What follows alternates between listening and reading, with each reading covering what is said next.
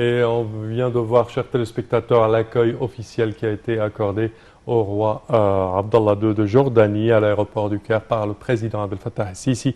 Il est à noter également que le président Abdel Fattah el-Sisi a déjà reçu le président de l'autorité palestinienne Mahmoud Abbas et a eu des entretiens avec lui. Et de retour avec notre invité, Dr Passant Fahmy, pour parler de ce forum économique qui se tiendra prochainement.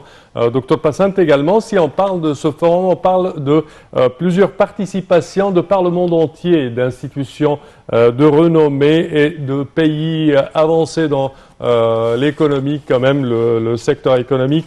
Alors, comment voyez-vous la participation de tels partenaires dans ce forum? Le monde entier a des informations, comme on appelle, très précises, des richesses qui existent dans notre région. Cette région-là est une région qui n'a pas existé pour 7000 ans, comme on appelle, accidentally. Nous avons des points très forts et aussi des ressources très riches, très bien diversifiées dans le continent africain tout entier. Oui. Alors là, le monde voit cette diversification et il sait très bien que ce qui s'est passé dans les stratégies anciennes, c'est que quelques pays peuvent vraiment abuser des richesses de certains pays riches comme l'Afrique et les autres pays vivent dans la pauvreté. Ça ne va plus continuer. Alors, comme je l'ai mentionné, la diplomatie économique impose sur le monde entier une coopération, comme on appelle, tripartite, c'est-à-dire la technologie avec les richesses naturelles et avec le financement. C'est pour cela que le monde entier va venir ici, pour participer dans ce développement qui va aider le monde entier contre les problèmes compliqués dont vous voyez, c'est-à-dire le changement de climat, l'alimentation, la pauvreté, les maladies.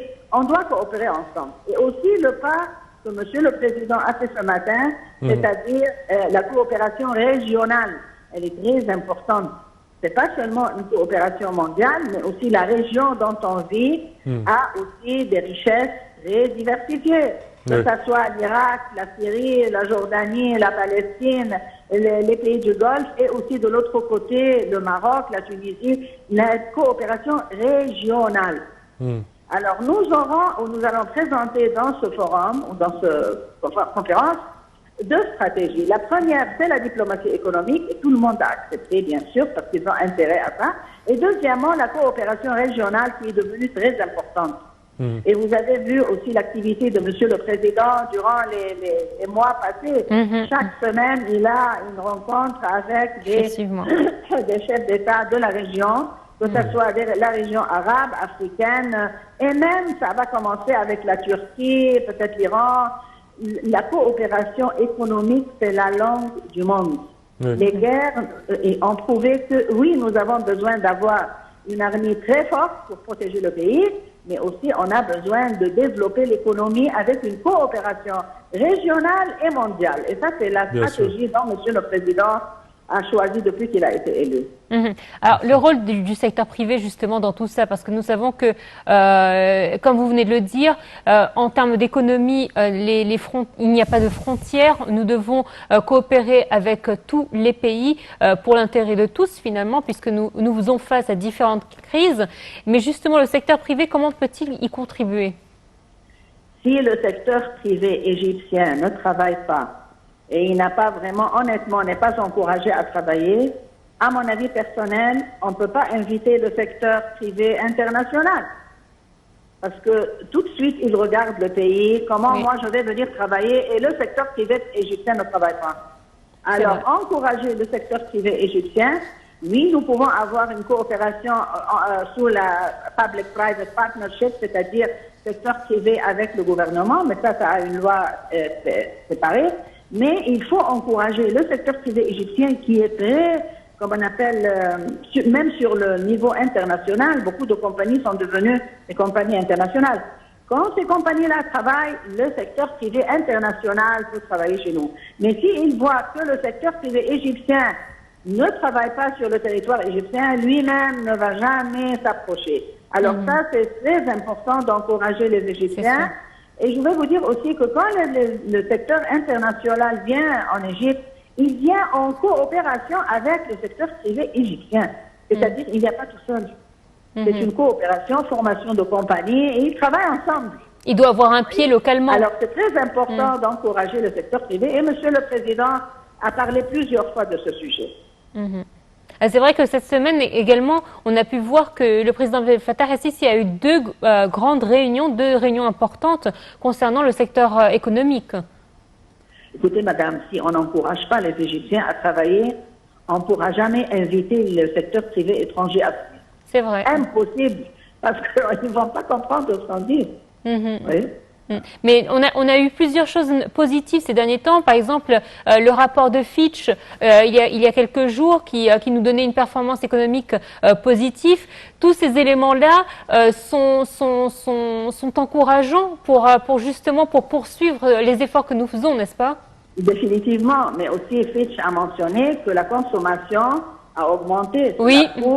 Il y a de main-d'œuvre qui travaille et qui dépense. Et la main-d'œuvre travaille non seulement dans le secteur public, mais aussi dans le secteur privé, qui est très avancé, travaille très bien. Et aussi, vous voyez, comme on appelle, les nouveaux projets aussi du secteur privé partout sur le territoire égyptien. Alors, tous ces rapports-là, quand ils parlent de développement de l'économie égyptienne, ils regardent tous les secteurs de l'économie, que ce soit le secteur privé, le secteur public, les joint ventures ensemble, comme on dit. Alors, le marché doit être ouvert. Et on doit protéger tout le monde, non seulement le secteur gouvernemental et privé, et public, mais aussi le secteur privé. Parce que les compagnies qui vont venir de l'étranger sont des compagnies privées. Alors, ils doivent travailler en Égypte avec le même, comme on appelle, concept qui existe dans leur pays et dans le monde entier. Effectivement. Il y a 100 compagnies multinationales, ou qu'on les appelle cross-border maintenant. Ils regardent le monde entier. Les rapports que Fitch et d'autres institutions écrivent, ça c'est comme on appelle, ça leur montre la direction où aller sur la terre pour investir. Alors quand ces rapports-là sont sur place, tout de suite les compagnies multinationales se dirigent vers les pays où ces compagnies, où les Fitch et d'autres compagnies leur disent ça c'est une région, non seulement ils ont bien travaillé dans le passé, mais aussi le futur est stable, ça c'est très important. L'Égypte a une vision claire, elle a une stratégie forte, elle va travailler avec la diplomatie économique, elle va travailler avec la coopération régionale. Vous voyez, tout ce genre de rapport encourage ou dirige, si vous voulez, les compagnies multinationales où aller travailler sur terre. Oui, c'est des titres indicateurs en fait pour les investisseurs étrangers. Voilà. D'accord.